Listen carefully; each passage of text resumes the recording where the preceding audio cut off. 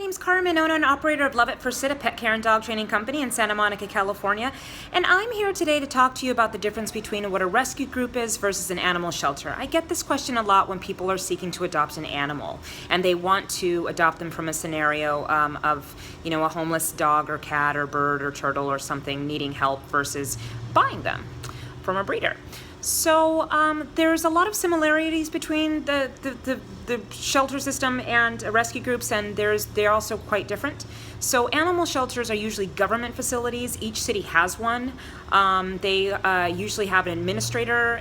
They're staffed with animal control officers, a kennel attendant that does all the care for the animals inside of the shelter facility itself.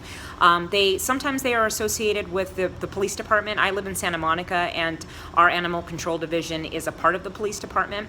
Something to know about animal shelters is they do not have a lot of resources. They're not able to hire things like dog trainers or vets or any sort of animal specialist. What their job is they are required to take in any homeless animal in their city, and that includes dogs, cats, rabbits, birds, seals, opossums. If it's an animal and it's not human, they are supposed to go and rescue them and make sure that they are doing well and that they are safe. And here's where it gets a little bit controversial and complicated. So shelter systems are required to take every single animal that comes into their facility. Well, if they only have 20 kennels, then if they have more than 20 animals, they have to make room. And that's where we see scenarios like euthanasia. Euthanasia is a very complicated and controversial topic that I'm not going to get into here, but it is a reality of the system. So the process of an animal ending up in a shelter is like this. So let's say that a dog is roaming the streets of Santa Monica and somebody calls animal control. Animal control will go and collect the dog, bring him to the shelter, scan the dog for a microchip. If the dog has a microchip, they will call the owner and put them on a 3 to 10 day hold. If the dog does not have a microchip, they will still put that dog on a mandatory 3 to 10 day hold so that it gives time for the owners to come and pick up their animal for whatever reason. After that hold, they are placed for adoption. Now remember, the shelter has a limited amount of room for each animal. So if they get full, then the animal that's usually been there the longest is usually in jeopardy of being euthanized, and that, like I said, it's complicated because a dog or cat or animal that has only been there a very short time but exhibits behavior that is dangerous to the public can be in danger of euthanization too. But luckily in my city we have a very high adoption rate, and the euthanasia rate is ridiculously low, so we're very, very fortunate. So how does this compare to rescue organizations? So rescue organizations are usually 501c3s. This is a code that is designated by the IRS. These groups are usually exempt from taxes because of their donations, and because these groups are usually considered charitable, that therefore they are doing a service to the public. So an animal rescue group is a 501c3 nonprofit organization. They usually survive on donations from people, and they are usually run by volunteers that really are just contribute their time and have very open hearts and are just basically saints of people. So the way that it works is, so let's say that dog has been on hold that I told you about for a while. And he goes up for adoption and no one comes to get him. He's been there for a very, very long time, and two things can happen. Perhaps that dog is deteriorating in a kennel. That dog has a wonderful disposition. He's extremely adoptable, but for whatever reason, no one's picking him up. Or that dog has been there for a really, really long time, and it's just a matter of time before they have to do something to quote unquote make room. So the rescue group, in the perfect situation, the rescue group will receive a call from the shelter saying, hey, we've got this really awesome dog, can you come and help us out? If it's a rescue group that focuses on German Shepherds or is breed specific, and that dog fits that breed specific rescue, then that rescue will get a call, and usually the rescue will come and pick it up. If it's just a really good dog, like there's not a lot of pit bull specific rescue groups out there. They should be, but there are not. If the dog is just a really wonderful dog, a lot of times a rescue group will just come and pick it up. So that is the perfect scenario. The problem is that rescues are also just inundated with their own inquiries every day from people that need to give up their animals, or getting calls all the time from shelters, and they can't take every single dog themselves.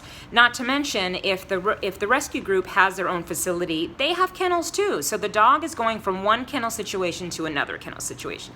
So the idea here is not that the dog is going to stay at the shelter forever, or the facility forever. That the rescue group is going to try their hardest to get that dog, cat, or animal adopted. So here's the thing about rescues that's tricky. Remember I told you that they run only on donations and they're usually run by volunteers? Well, their resources are limited too. So if they receive a dog that is really, really hard to place, then usually that dog ends up at the rescue for a really long time. But what's really nice is that usually rescues know what their limitations are, and they will usually network with each other. So one rescue will say, we've been doing really, really great for this dog, but nothing's happening, and so they'll coordinate with another rescue, and the other rescue will take the dog or the cat or the animal and do their best to place the dog or the cat. And sometimes it works just fine. So who do you adopt from? Both scenarios are great. The shelter, I always have people start at the shelter system because of the fact that you are literally saving that animal's life.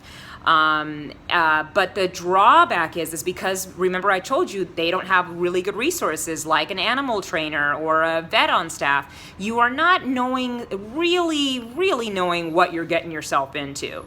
The staff can kind of have an idea based on their interactions with the dog, or what their volunteers have told them, or sometimes if the dog has been relinquished by an owner, sometimes you'll get some background, but sometimes that's not very accurate because the owner that previously had the dog, doesn't want your dog to be put down, so they'll lie about their behavior. So the point is, you don't know for sure. But with the rescue group has invested a lot of time and resources in getting to know that dog, evaluate the dog. Usually they've gone to the vet, had a thorough examination, blood test, the work. So you know what you're getting into.